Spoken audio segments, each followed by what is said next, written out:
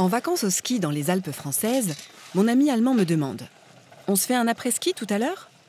Interloqué, je lui réponds « Oui, si tu as besoin d'après-ski, j'ai vu des boutiques où ils en vendent. » À voir nos têtes, le quiproquo est total.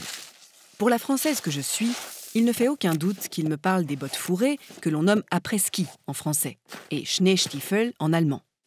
Pour mon ami, en revanche, après-ski signifie faire la fête le soir, après le ski, comme son nom l'indique si logiquement. Mais d'où vient ce rituel que je ne connais pas et dont le nom est pourtant si français? Il serait né au milieu du 19e siècle en Norvège.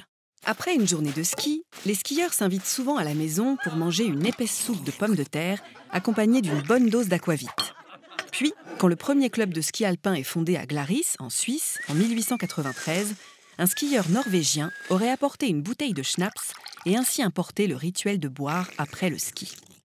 Le terme après-ski voit officiellement le jour à Chamonix en 1924, lors des premiers Jeux olympiques d'hiver. Étant français et donc chic, il est vite adopté par les autres langues. À l'époque, il désigne encore les retrouvailles dans un bar ou l'été dansant dans les grands hôtels des stations de ski. De nos jours, c'est un événement plus festif, qui a lieu en bas et même en haut des pistes.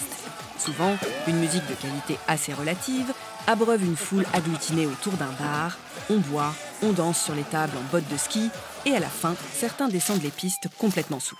Enfin, vous voyez le tableau. Ces festivités sont particulièrement populaires en Allemagne, en Suisse et en Autriche, dans les pays nordiques, et même au Canada et aux États-Unis, où on dit after-ski. Bien sûr, en France, l'après-ski se pratique aussi, mais dans une moindre mesure. C'est probablement pour cela que le mot après-ski nous évoque d'abord la chaussure. Bon, il va sans dire que le lendemain matin d'une beuverie, les fanas de l'après-ski ne sont pas les premiers sur les pistes. Ça m'arrange, car vous l'aurez compris, je suis venue pour faire du ski, moi.